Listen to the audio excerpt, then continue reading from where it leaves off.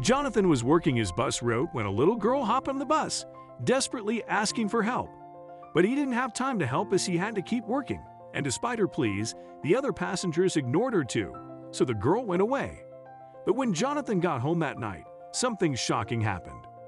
"Please, someone please, help my mother," a little girl yelled when she jumped on Jonathan's bus.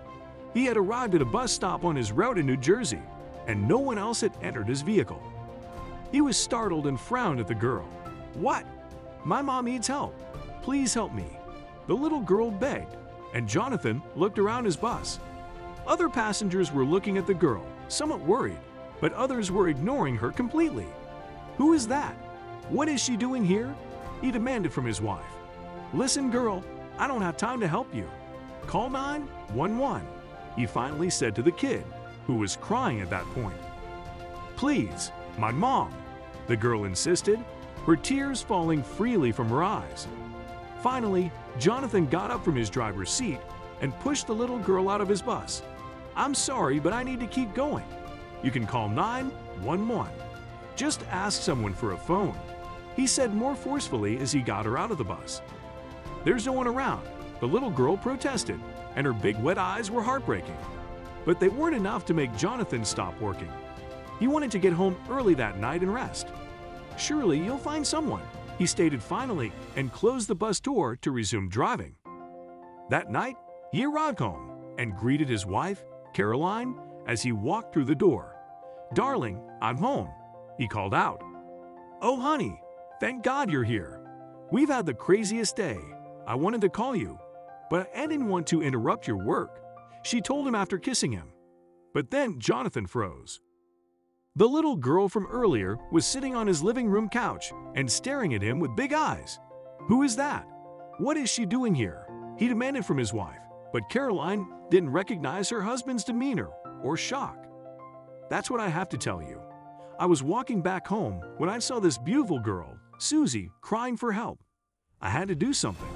She wanted to borrow my phone to call 911, then she took me with her a few steps away. And there was her mom on the side of the road completely unconscious. Can you believe it? I called 911 myself," Caroline explained. Susie was so brave to ask around for help. Jonathan felt horrible, realizing that the little girl had begged him for help for her mother, and he had turned her away so easily. Everyone else on the bus ignored her too, and he couldn't believe how awful he had been. "What else happened?" he asked, gulping and sitting opposite Susie on the other couch. Caroline sat by the girl and hugged her dearly. "Well, we rode the ambulance to the hospital. The doctors said that Susie's mom suffered a stroke, and they took her to surgery immediately. It was apparently pretty tricky, and one of the nurses thanked me for acting so quickly," his wife continued. "But honestly, the bravest and smartest person here is Susie." Caroline looked at the girl with a warm smile, hugging her with one arm tightly to get her point across. "You did amazingly, Susie.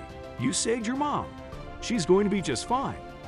Jonathan was still reeling from the shame of his previous actions, but he had another question. "And why are you here? Shouldn't you have stayed in the hospital?"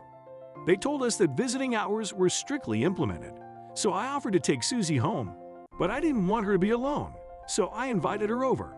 Luckily, she said yes," his wife replied, still smiling with pride at the girl. Finally, Jonathan had to come clean to his wife. "Can I speak to you for a second?" "Of course," she responded, and they went to their bedroom to have a discussion. By the end of it, Caroline was livid. "How could you? Her mother could have died. I know. I'm so ashamed of myself. What can I do?" he lamented, holding his head. "You have to apologize to that little girl. Right now," Caroline insisted, pointing her finger to the door. It was the right thing to do, so he followed her demands. "Susie, do you remember me?" he started, sitting down to the girl. Susie looked up at him with her big eyes and nodded slowly. Jonathan nodded too. "I want to tell you, Susie, that I'm extremely sorry for my actions earlier today. I should have gotten out of the bus and helped you immediately. Do you think you can forgive me?" Susie smiled slowly and nodded again. "Yes," she said quietly. "Thank you. Thank you so much," he mumbled emotionally, and the beautiful child hugged him. She had probably forgiven him quickly because her mother was fine, thanks to Caroline's actions. The next day, they visited Susie's mother and did so every day until she was released from the hospital. The two families eventually became good friends. Meanwhile, Jonathan tried to help people, especially anyone who asked for it, whenever he could. He would never make that giant mistake again. He could only thank God that his wife was there to help save Susie's mother.